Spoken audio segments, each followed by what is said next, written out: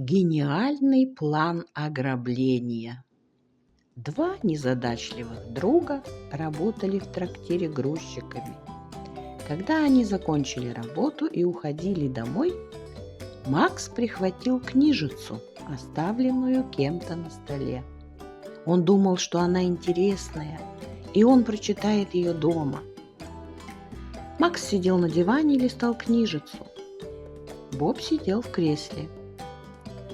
«Даже картинок нет, неинтересно», – разочарованно произнес Макс. Это оказался разговорник на корейском языке. Отбросив в сторону неинтересную книгу, Макс подумал: «Как же нам разбогатеть?» Обращаясь к Бобу, задумчиво произнес: «Боб, мы с тобой должны провернуть какое-нибудь дельце». «Точно! Нам надо ограбить банк. Это будет дело века». «А какой?» «Ограбим первый попавшийся», – спокойно произнес Макс. «О, а он большой?» «Огромный. Там много денег, золота и всяких драгоценностей. Это сокровищница, Клондайк.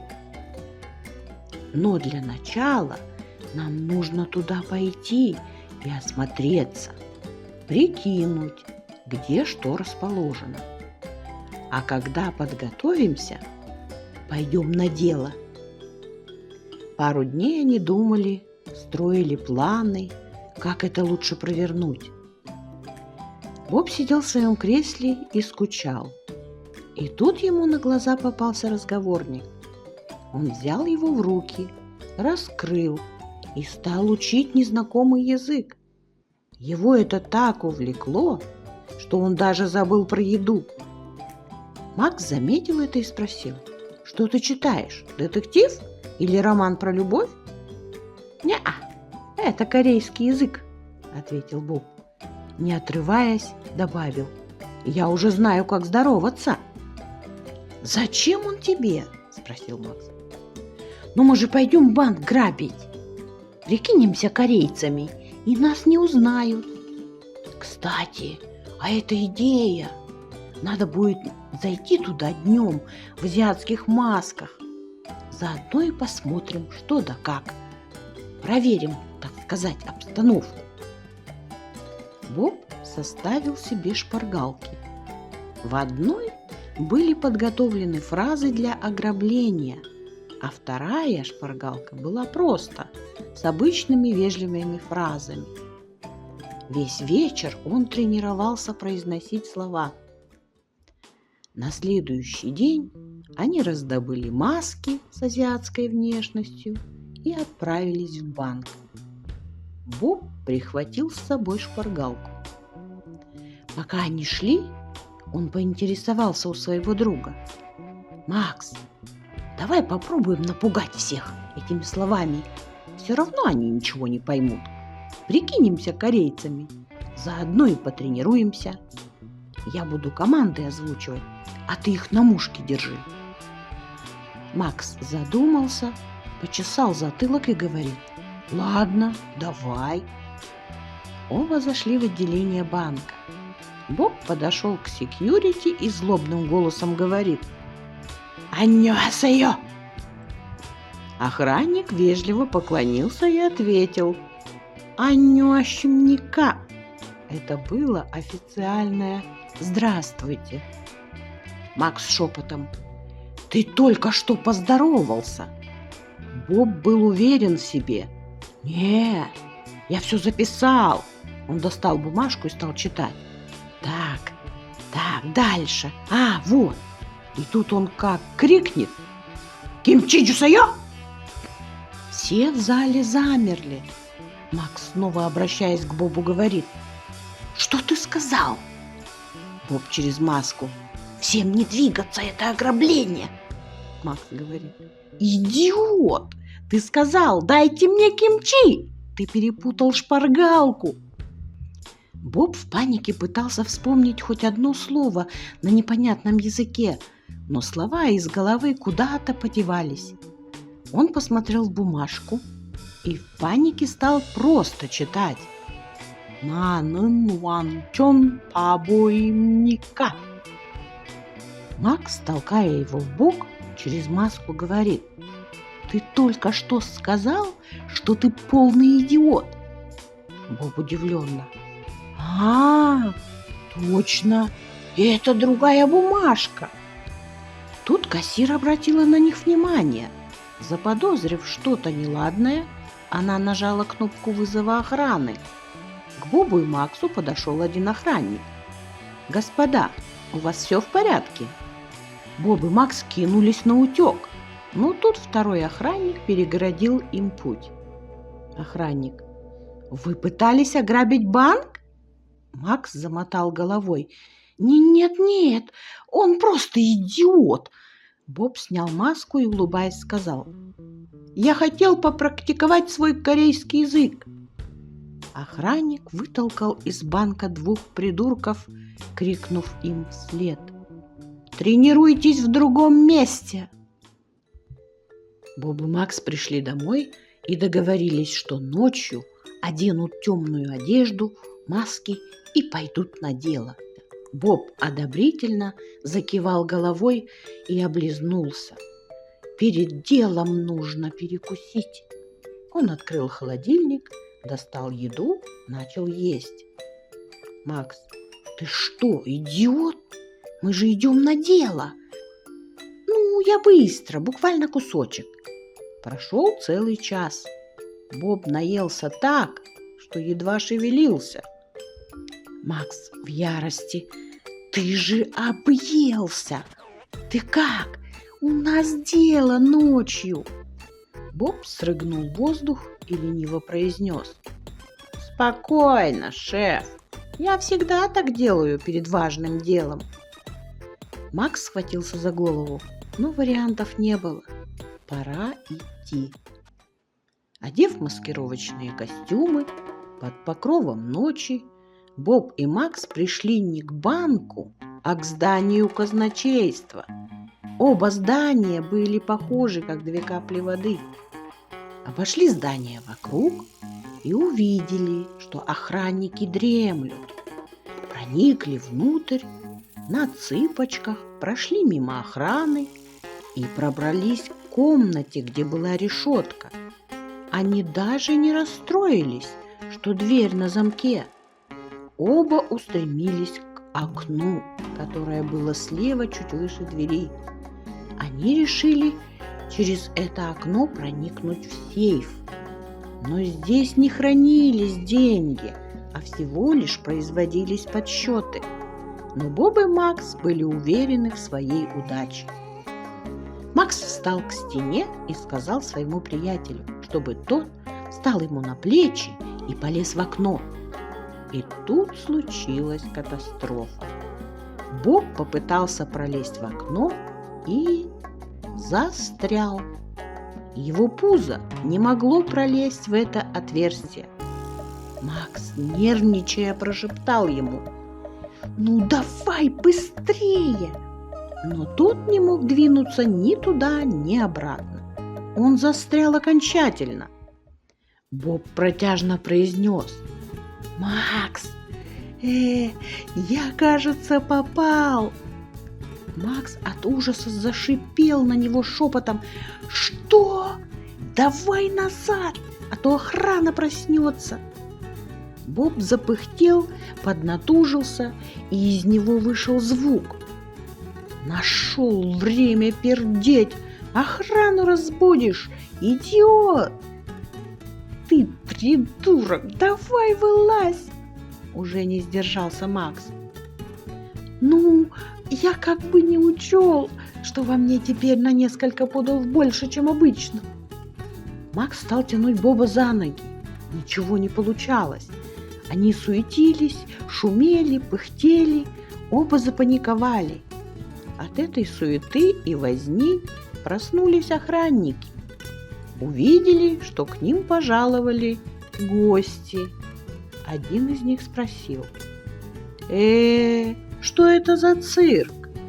Его напарник произнес: «О, смотри, у нас тут груша в окне». Макс от испуга со всей дури дернул Боба за ноги. И, слава богу, тот проскользнул. Из него еще раз вышел газ, скопившийся за это время в его животе. Они пулей рванули из здания, охранники за ними. До самого утра оба грабителя прятались в кустах, а когда расцвело, решили высунуться. Но их всю ночь караулили два охранника, пришедшие на смену. Увидев их, придурки рванули из кустов без оглядки. Часть вторая. Странная корова. Боб и Макс бежали со всех ног, а за ними неслись два охранника. Эти неудачники бежали, уже город закончился, и перед ними появилось поле. Боб крикнул: «Куда бежим?» Макс, запыхавшись, отвечает: «В поле!» Выбежали в поле, остановились, огляделись. По дороге вдалеке бежали охранники.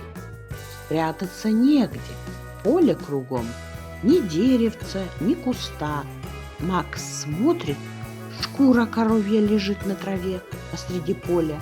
Он скомандовал другу: «Лезь в нее, быстро!» Боб широко открыл глаза. «Опять?» Макс уже начал злиться и заорал: «Не спорь, лезь, говорю!» «Ладно, лезем!»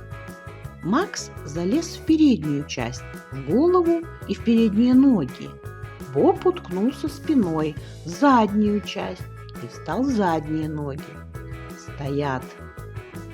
Охранники прибежали на поле, остановились, смотрят, никого нет, грабителей не видно, только одна корова стоит посреди поля. Они подошли к ней, обошли ее кругом, корова как корова. «Ну все, стоим спокойно!» — шепчет Макс. Один охранник говорит: «Никого. Они что, испарились?» Другой отвечает: «Давай поищем в другом месте». Первый охранник: «Корова какая-то странноватая. Задняя часть вся трясется». Второй: «Корова как корова, ничего особенного, пошли». Только собрались уходить, первый охранник говорит: «А ну-ка, принеси мне немного травы, надо кое-что проверить». Боб, еле сдерживая смех, он догадался, что Максу придется жевать траву. Охранник взял пучок травы и дал корове. Макс наклонил голову, взял траву ртом и стал жевать. Жует, глаза от слез на лоб лезут. А в задней части Боб со смеха задыхается. «Заткнись, идиот!» — сквозь зубы прорычал Макс. Охранник убедился, что корова ест траву, но все же его терзали смутные сомнения. Макс замер, глаза расширились, сено выпало изо рта. Он засмеялся. «Боб, ты попал! Смотри, они кое-кого ведут». Охранники за веревку вели огромного быка, который уже начал присматриваться к корове. «Ой-ё!» – проговорил Боб. И только он подумал, что надо бежать, Макс крикнул: «Бежим!» И со всех 8 ног корова помчалась прочь через все поле, а бык с обиженным видом смотрел ей вслед. Ну вот, только познакомиться хотел. Когда неудачники и грабители остановились отдышаться, Макс повернулся к Бобу и говорит: «Ну что, понравилось тебе быть коровой?» «Понравилось, особенно когда ты траву жевал. Но когда они привели быка, то сразу разонравилось». С тех пор они всегда обходили коров стороной, А в деревне появилась история о странной корове с человеческими глазами, которая испарилась с поля, как только увидела быка. Но на этом их мучения не закончились. Охранники продолжали их преследовать. Как только они оказались далеко от них, тут же вылезли из коровьей шкуры. Им нужно было исчезнуть или спрятаться так, чтобы их не нашли. Макс и Боб огляделись. Подходящего укрытия не оказалось. В поле зрения попался колодец. Он оказался пустой. Макс говорит: «Боб, давай сюда!» Тот от испуга: «Ты уверен? Мы же утонем!» «Придурок! Лезь давай, он пустой!» Делать нечего, и оба залезли в него и притаились. Преследователи выбежали на поляну. Они так запыхались, что им захотелось напиться воды. Кругом нет никого. Один из охранников удивленно произнес: «О, колодец! Может, хотя бы воды напьемся?» Он подошел ближе, заглянул внутрь, разочарованно сказал: «Так хотел пить, а он, зараза, пустой. Одно эхо в нем осталось». Второй охранник говорит: «Пошли дальше искать этих горе-грабителей. Они не могли испариться. Где-то же должны быть». Один охранник наклонил голову в колодец и крикнул: «Ау!» из колодца. «Ау!»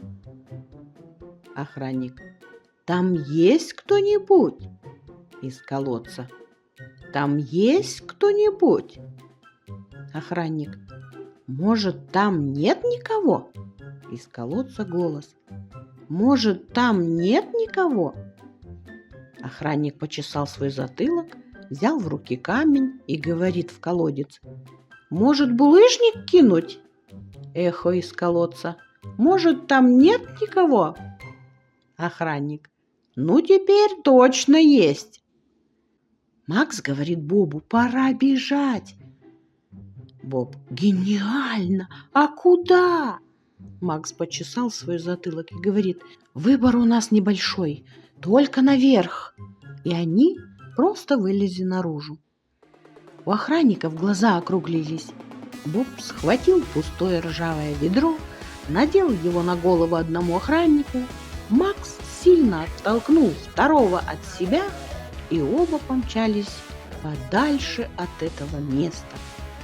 Горе-грабители бежали долго, без остановки. Когда они прибежали в свою штаб-хижину, то закрыли двери на все замки и сидели тихо до самого утра. Они прислушивались к шуму на улице. Их больше никто не преследовал, но на всякий случай они решили замаскироваться. Продолжение следует.